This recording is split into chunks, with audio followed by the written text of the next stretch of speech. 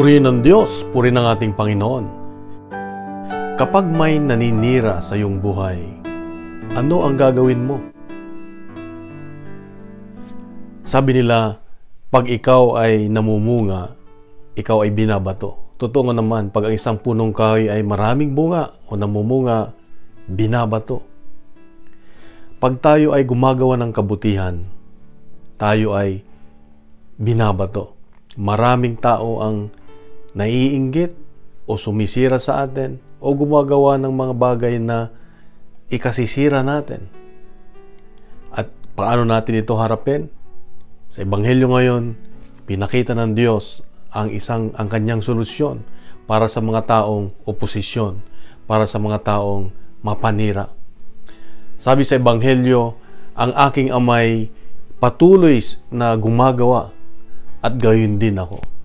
Ang aking ama ay patuloy na gumagawa at ganon din ako. Sabi ni Jesus.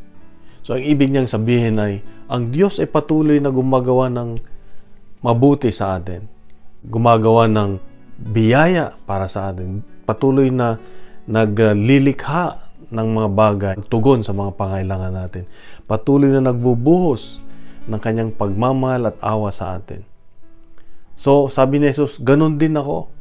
Ganon din ang ginagawa. Ibig sabihin ay dahil gumagawa ng kabutihan ang Diyos, Ama, siya din ay patuloy lang na gumawa ng kabutihan. At hindi niya pinapansin kung ano yung mga ginagawa ng mga oposisyon, yung mga umaaway, kumakalaban sa Kanya. So, ganon din tayo, kapatid. Ito ang natutunan ko sa buhay. Na pag merong mga tao na mapanira sa buhay natin, kunwari sa trabaho, walang ibang ginawa ang ibang tao, kundi siraan ka. O sa kapamilya na lang, walang ibang ginawang ibang kapamilya natin na mainggit sa atin at tayo ay binababa at sinisiraan. Ano ang dapat gawin? Focus lang doon sa paggawa ng mabuti. Gayahin natin si Jesus. Kaya nga, pinadala ng Diyos Ama si Jesus para siya ay maging huwaran natin kung paano harapin ang mga pagsubok sa buhay. Yung katatagan, yung kanyang focus sa Ama, sa Diyos. Yung panalangin niya araw-araw palagi para kumuha ng lakas ay gayahin natin. At hindi lang yun, binigyan pa tayo ng kasama ang Banal na Espiritu Santo, ang kapangyarihan na kaya nating gawin ang ginagawa ni Jesus kung hihingin natin ang kapangyarihan ng Banal na Espiritu Santo.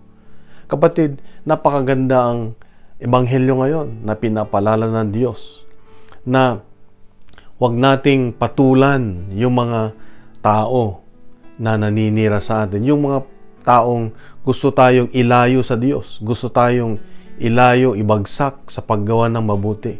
Bagkus patuloy tayong gumawa ng kabutihan para sa Diyos. Sundan natin kung ano yung ginagawa ng Diyos.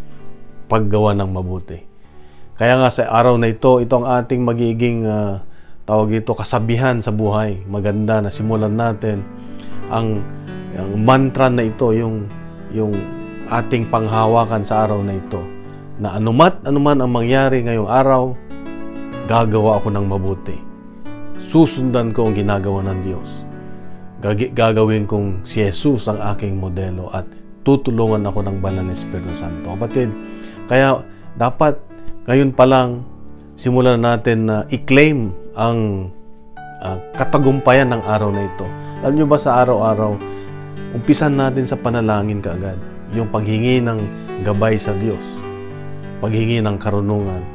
At pasalamatan natin ang Diyos na hindi niya tayo pababayaan at ating i-claim na tayo ay tagumpay sa araw na ito. Kung claim na natin na tayo tagumpay, nakasama ang Diyos at maging maayos ang araw natin, ay siguradong maayos ang araw natin. Kapatid, ito ang paalala ng Diyos sa'yo at sa akin ngayon na sige lang, gumawa lang tayo ng mabuti. Huwag tayong paapekto sa mga oposisyon, sa mga negatibo. Pagkos sa Diyos tayo, mag-focus, kumuha ng lakas para ang lahat ng mga pangarap natin sa buhay ay matupad. Kung nagustuhan po natin ang ating reflection ngayon, ay bahagi natin, punuin natin ng good news ang social media at gawin nating viral ang salita ng Diyos araw-araw. Isang mapagpalang araw sa iyo at sa mga mahal sa buhay. God bless and God is good.